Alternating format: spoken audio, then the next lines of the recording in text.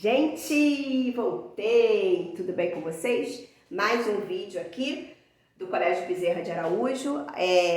Como eu falei para vocês, a gente está dando continuidade ao filo Plateumintos da aula anterior, tá? Do dia 13 de setembro, que eu tô gravando esse vídeo, vai ser postado, né, para as turmas a partir do dia 14, né? Acho que é uma quarta-feira, não, dia 15, né?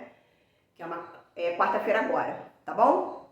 Sendo que esse conteúdo eu já expliquei anteriormente para as turmas presencialmente, né? Tem um material lá na plataforma, tá escritinho sim, um resumozinho, falando um pouquinho da esquistossomose, que a gente falou no vídeo anterior, tá?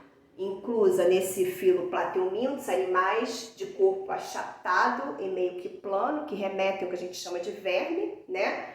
E aí, continuando a explicação que eu falei para vocês, aqui eu coloquei de forma bem resumida a classe trematoda, que nós havíamos falado no vídeo anterior sobre esquistossomose, e aí eu vou dar uma passada rápida para o vídeo não ficar muito longo.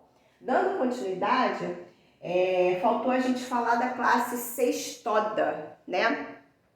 Aí sim, essa classe, inclusa no filo Plateumintos, né, remete o que a gente conhece como sendo tênias, né? Lembrando que a tênia, como eu falei no vídeo anterior, no finalzinho, ela tem um diferencial que é o quê? É o corpo desse verme, né, obviamente alongado também, sendo que no caso desse parasita, o corpo do verme é todo dividido em pequenos blocos, que a gente chama esses blocos de proglotes ou proglótides, né? E ela tem uma característica peculiar que somente, né, esse parasita tem, que ele é hermafrodita, ou seja, ele não depende de um outro ser, né, da mesma espécie, de um outro verme que pertença a essa espécie, né, com relação à reprodução, à fecundação.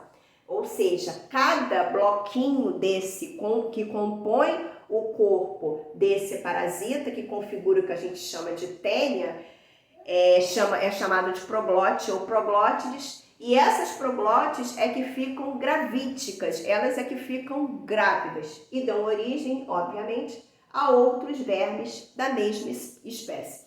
Isso acaba sendo, né, meio que uma característica peculiar, como eu falei, né, que basicamente essa espécie de verme tem, né, que configura o que a gente chama de tênia, e aí a gente vai ter, no caso, como eu falei, essa característica clássica, né, que o corpo é dividido em proglotes, são essas proglóticas que se tornam grávidas, que ficam gestantes, digamos assim, né?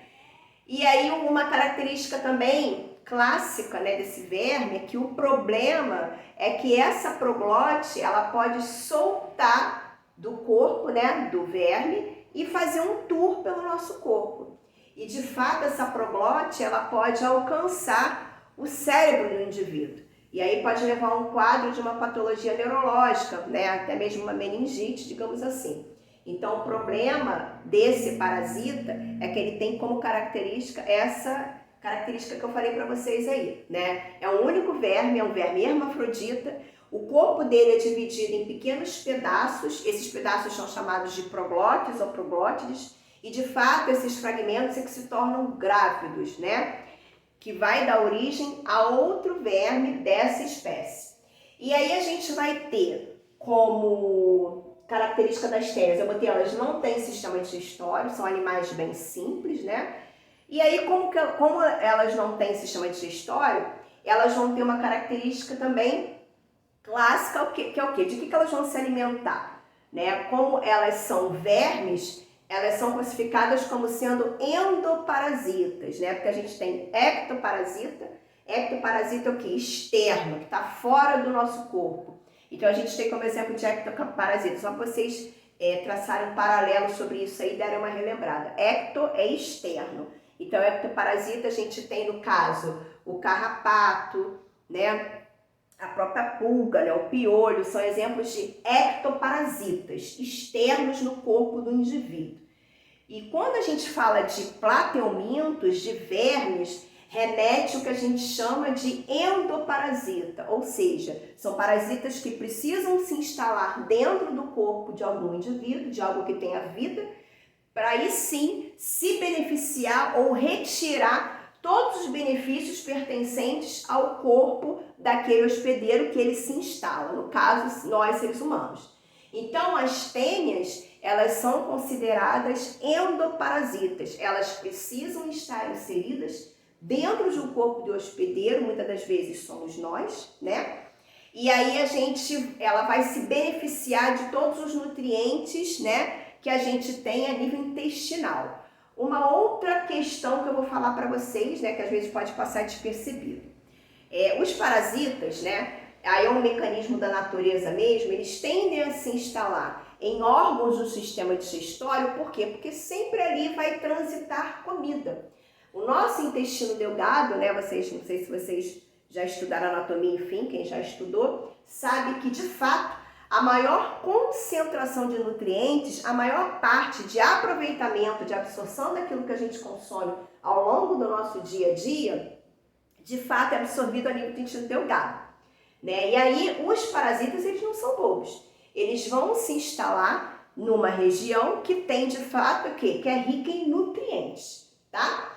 E aí, voltando aqui, como eu falei, as tênias não têm sistema digestório, portanto, elas vão absorver os nutrientes diretamente da nossa cavidade intestinal, né? Lembrando que, quando a gente fala de parasita, né, nós funcionamos como hospedeiro, né? E aí a gente tem dois tipos de tênia. A tênia solium, que é o parasita da carne de porco, e a tênia saginata, que é o parasita da carne de boi ou de vaca contaminada. Como que a pessoa adquire essas parasitoses? Comendo esses alimentos mal cozidos, né, mal feitos, digamos assim, ou que você não sabe, de repente, a procedência daquele animal, né? Você, de repente, comeu em algum local que você não sabe a procedência daquele boi, daquela vaca, enfim. Há de se lembrar, né, que hoje em dia esses alimentos, eles têm um selo, né, meio que de qualidade. Quando você sabe identificar a procedência da carne, fica mais fácil.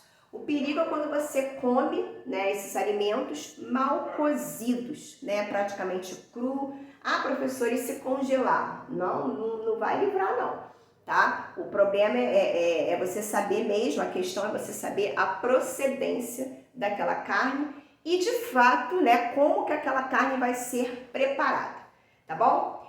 Nos próximos vídeos eu vou estar falando um pouquinho sobre o filo nematoda, né? Os nematódios, que aí remete à ascaridíase, tá?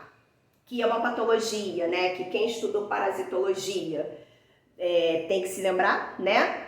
E aí, de fato, eu vou falar um pouquinho sobre isso aí, tá bom? Fiquem com Deus, até o próximo vídeo.